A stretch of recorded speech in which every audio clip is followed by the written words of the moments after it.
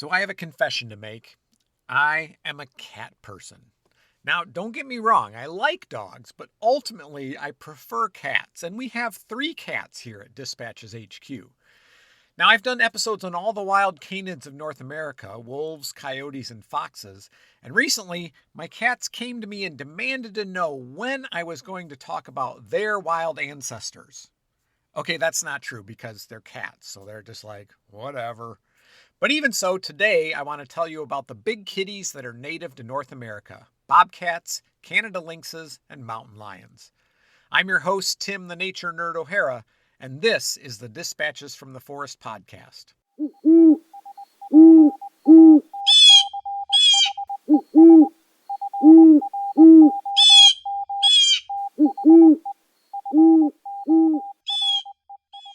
Now, before I get into wild felines, I want to talk for a minute about domestic cats. Now, make no mistake about it, and if you have a cat, this won't be a surprise to you.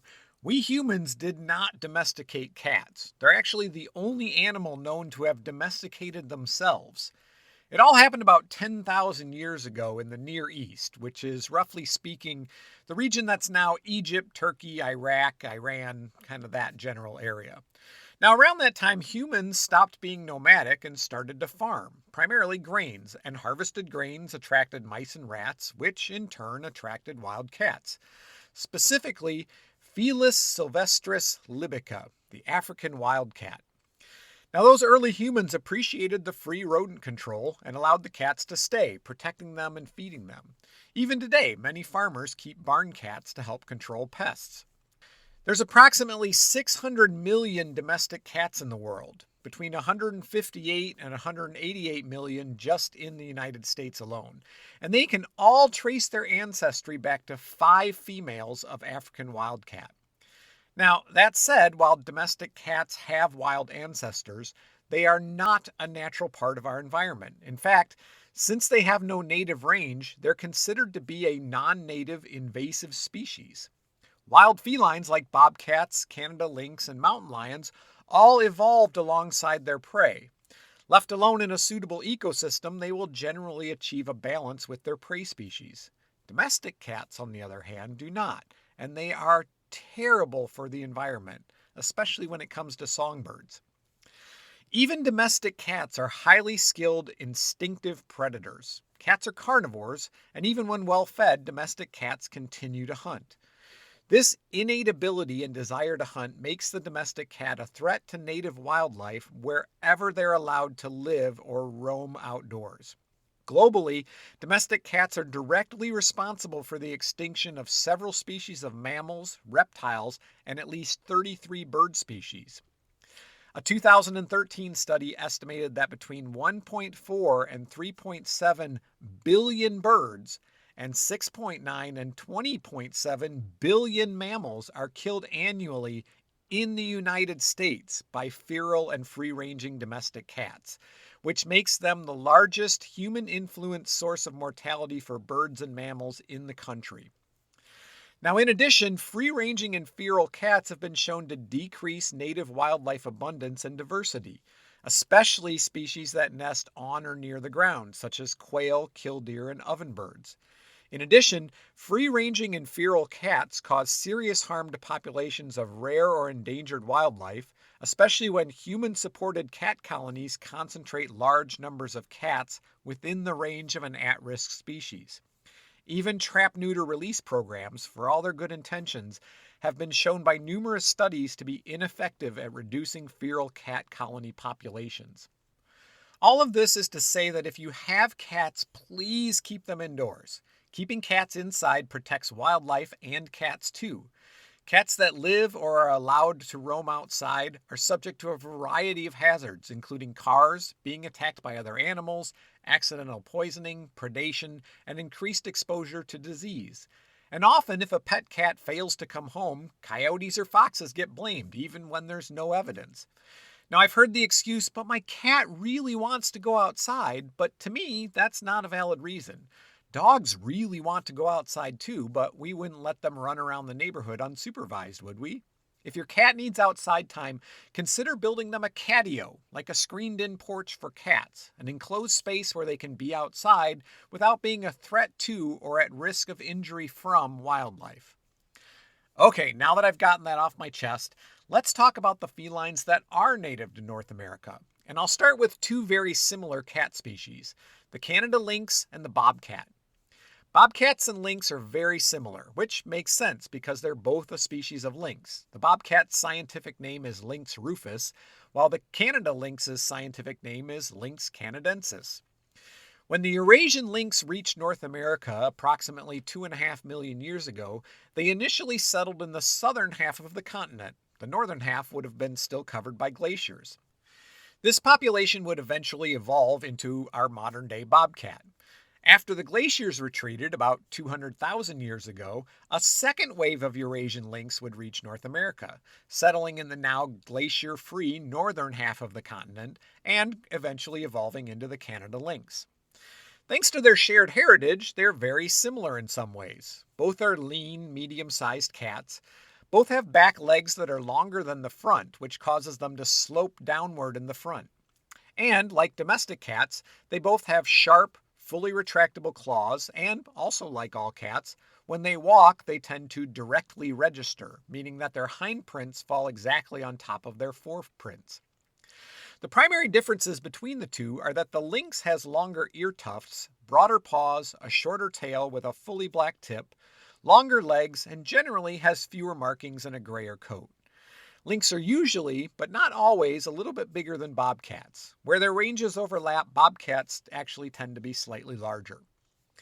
Now, with any predator, people are always concerned about whether or not they are dangerous. While individuals suffering from rabies have, on occasion, attacked people, incidents like this are rare. Both lynxes and bobcats prefer to avoid humans and generally won't attack unless provoked. A healthy lynx or bobcat is easily scared away by yelling or throwing things towards it.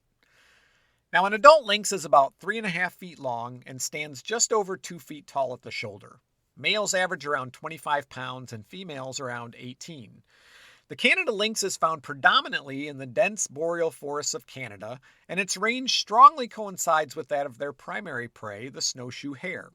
In the United States, it can be found in the Rocky Mountains, the Great Lakes region, and New England. Since they live in colder environments, they've evolved thick, insulating fur with little to no markings. Their ears are lined with black fur and have distinctive 1.5-inch long black tufts on their tips. In the winter, the fur on their lower cheeks gets longer, which gives the impression of a ruffle covering their throat. Another adaptation for snow-covered environments is their large, broad paws, which are covered in thick fur and can spread almost 4 inches wide. This lets them move quickly and easily on soft snow, like a snowshoe. The lynx's paws can support almost twice as much weight as a bobcat's before sinking into the snow. Now, lynxes are carnivores and will eat a variety of prey, but they rely heavily on the snowshoe hare. Depending on the season and the abundance of hares, snowshoe hares make up anywhere from 35 to 97% of the lynx's diet. Because of this close relationship between the two species, numbers of hares and numbers of lynxes in areas like Alaska and central Canada often undergo cyclic rises and falls. Every 8 to 11 years, there's a period of snowshoe hare scarcity, which in turn impacts the number of lynxes. During these hare droughts, lynxes will often move to areas that have a greater number of hares, sometimes covering over 600 miles, and during these times, they tend to not have kittens. Then, when the number of hares increases, the lynx population increases as well. The mating season is roughly a month long, from March to early April. After a gestation of 2 to 3 months, a litter of between 1 and 8 kittens is born. Again, litter size and kitten survival often coincides with the abundance of snowshoe hares. Kittens leave the mother at around 10 months of age, and the female offspring usually establish home ranges close to their mother and remain in contact for life. Male offspring, on the other hand, tend to move farther from their birth range. Females reach sexual maturity at 10 months and often delay breeding for another year. Males mature at age 2 or 3. Canada lynxes can live 16 years in the wild, though average lifespan is closer to 10. In captivity, they can live up to 25 or older. The bobcat, sometimes called the red lynx, is much more widely distributed than the Canada lynx. Bobcats range from southern Canada through most of the United States and south into central Mexico. Unlike its large pawed, snow adapted relative, the northern range of the bobcat is limited by deep snow. It prefers to wait out heavy storms in a sheltered spot. In spite of this limitation, however, bobcats are highly adaptable. They prefer woodlands, but they don't depend exclusively on woodland ecosystems. Bobcats make their homes from the swamps of Florida to the desert southwest to rugged mountains. It makes its home wherever there's rocky ledges, swamps, or forested tracts, even near agricultural land. Now, as I mentioned earlier, size-wise, bobcats tend to be slightly smaller than lynx. Male bobcats average around 20 pounds, but can get as large as 40. Females average around 15 pounds, getting as large as 33. They're about 2.5 feet long, with their bob tail adding another between 3.5 and 8 inches.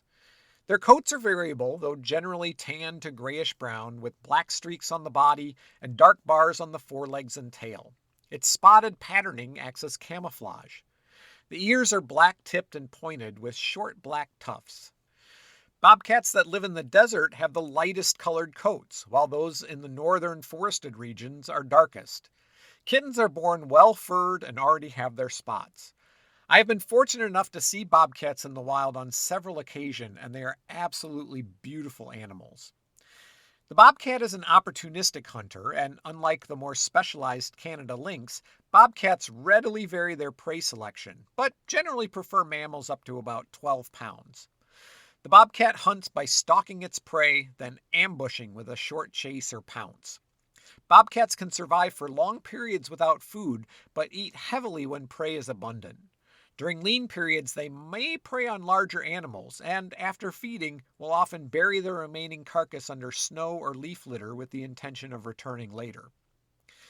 Now, the largest wild cat in North America is, of course, the mountain lion, also known as cougars or pumas, along with many other names. So, one quick fun fact, the mountain lion is known by over 40 different names in the English language alone, which has earned it a place in the Guinness Book of World Records. But whatever name they're known by, mountain lions are big cats, the fourth largest cat species in the world. An adult male can stand just shy of 3 feet tall at the shoulder, be almost 8 feet long from nose to tail tip, and weighs an average of 150 pounds. Female mountain lions are slightly smaller, with an average weight of just under 120 pounds. Like many other animals, though, they tend to be smaller near the equator and larger as their range approaches the poles. Adult male mountain lions' weights range from between 120 to 220 pounds, females between 65 and 140 pounds. They have large paws, about 4 inches long, and proportionally the longest hind legs of any feline species. This gives them an excellent short sprint. They can reach speeds of 40 to 50 miles an hour and the ability to jump from the ground 18 feet up into a tree. When it comes to large terrestrial mammals, mountain lions are the most widespread, with a range that spans 110 degrees of latitude, from the Canadian Yukon across the western United States, south through all of South America. Although, prior to colonization, they ranged across the entire United States and most of Canada. There's still a population in southern Florida. Their preferred habitat is steep, rocky canyons or mountainous terrain, and they can be found in lowland and mountain deserts, all forest types, as well as open areas with little vegetation, from sea level up to 10,000 feet in elevation. Generally speaking, mountain lions are found wherever there are deer, since this is their primary prey, although they will eat small mammals and even insects. Like other cats, mountain lions are obligate carnivores, which means they must feed on meat to survive. Also, like other cats, they're ambush predators, stalking prey through brush and trees, across ledges or other covered spots, before leaping onto the back of their prey and delivering a suffocating bite to the neck. A mountain lion can break the neck of smaller prey with its powerful bite, combined with its momentum and weight, which drives the animal to the ground. It's estimated that a mountain lion only kills one large prey animal, like a deer, every 2 weeks, although in areas where they feed on smaller animals, they need to hunt more frequently. With large kills, the cat will drag the carcass to a preferred spot, cover it with brush, and return to feed over a period of several days. Like almost all cats, the mountain lion is a mostly solitary animal. Only mothers and kittens live in groups, and except for mating, adults rarely meet. Although, mountain lions have been known to share kills with one another and seem to organize themselves into small communities defined by the territories of the dominant males. Cats within these areas socialize more frequently with each other than they do with outsiders. Even though its adaptability has allowed the mountain lion to be successful in a variety of habitats, they do require large areas for their ranges. Home range for a male mountain lion averages about 100 square miles. Female home ranges average between 20 and 60. Home range size depends on terrain, vegetation, and prey abundance. The sparser the prey, the larger the range. A male's range may include or overlap that of females, but generally not with that of other males. This helps reduce conflict between individual males. Because males disperse farther than females and compete more directly for mates and territory, they're more likely to be involved in a conflict. If a juvenile male fails to leave his maternal range, he might be killed by his own father. Ranges of females are more likely to overlap slightly. Now, mountain lions communicate with a variety of vocalizations. Aggressive sounds include growls, spits, snarls, and hisses.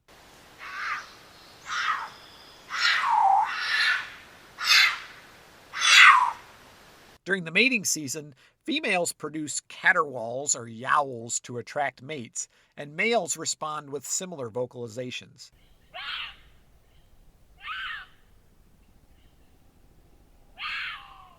Mothers and kittens keep in contact with whistles, chirps, and mews. And for the record, mountain lions, bobcats, and lynxes do all purr. Mountain lions can have anywhere from 1 to 6 kittens per litter, but typically they have 2, and that said, frequently only one of the kittens survives. Newborn mountain lions have spots that fade and eventually disappear by the age of 2.5 years. Juveniles usually remain with their mother for at least 2 years, but like bobcats, male offspring tend to disperse sooner and farther. Life expectancy in the wild averages between 8 and 10 years. Now, like bobcats, mountain lions are shy and usually try to avoid humans. Even if you live or recreate in mountain lion territory, the chances of an encounter are low. Prey recognition is a learned behavior, and mountain lions don't generally see humans as prey. In a 10-year study in New Mexico of wild mountain lions who were not habituated to humans, the animals did not exhibit threatening behaviors to researchers who approached closely, and by closely they meant about 60 feet, except in 16 cases, and 14 of those 16 were females with kittens. Attacks on people, livestock, and pets might occur when a mountain lion habituates to humans, feels cornered, is protecting kittens, or is starving. Attacks, when they do occur, are most frequent during late spring and summer, when juvenile mountain lions are dispersing and searching for territory. But just to put it in perspective, in North America, in the 114 years between 1890 and 2004, there were 88 confirmed attacks on humans, resulting in 20 deaths, which is less than 1 attack per year. But even though the risk of an attack is low, knowing that you're in close proximity to a mountain lion is a truly humbling experience. When I lived in Wyoming, I went mountain biking alone one October morning at Kurt Gowdy State Park, a place that will forever be my happy place. There was about a half an inch of fresh snow on the trail, and I had gone a little ways when I noticed fresh tracks on the trail. Tracks that were generally following the same trail I was on. Tracks that were slightly larger than the palm of my hand, had no claws, and no human footprints alongside them that would have made me suspect a person walking a dog. Clearly mountain lion tracks. For the rest of that ride, I talked out loud, sang, made as much noise as possible. I reported the tracks to the park rangers, and I was told that mountain lions frequently show up in the park in the fall when human visitation is much lower. From that point on, in the fall and winter, I rode with jingling bells and a small knife. It wasn't much protection, but it was better than nothing. Now, fortunately, there's ways to reduce the already low chance of a mountain lion encounter. If you're recreating in known mountain lion habitat, don't go alone. Go in groups. Keep pets on a leash and supervise children closely or even pick them up and carry them. Avoid recreating at dusk and dawn because this is when mountain lions are most likely to be out and hunting. If you see a mountain lion, don't approach it. Don't run away and don't crouch down. Instead, face it and make yourself look large. Raise your arms, wave them slowly, open your jacket if you're wearing one, and speak in a loud, firm voice. If you're going into known mountain lion country, it's not a bad idea to carry something like an air horn or even pepper spray. In the very unlikely event that a mountain lion attacks you, fight back with sticks, rocks, or even bare hands. A few years ago, a trail runner in Fort Collins, Colorado fought off an 80-pound juvenile mountain lion. He was injured, but he survived the encounter.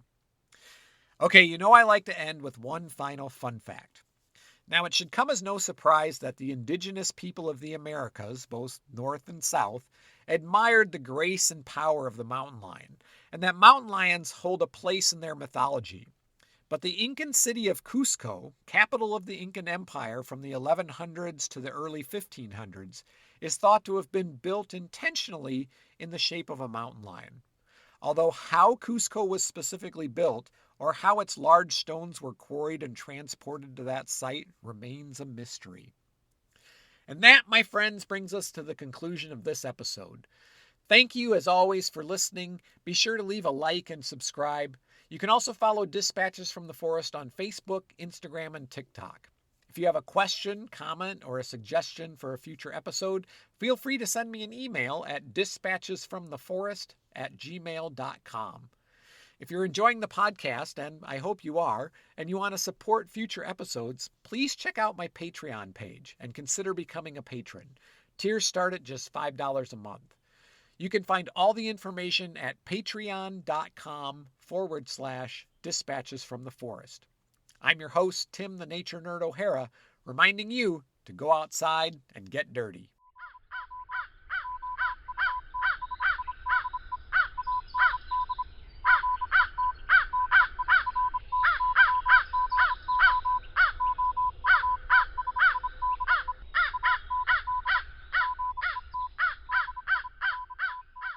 The Dispatches from the Forest podcast is a production of Dispatches from the Forest and may not be used or rebroadcast whole or in part without express written permission.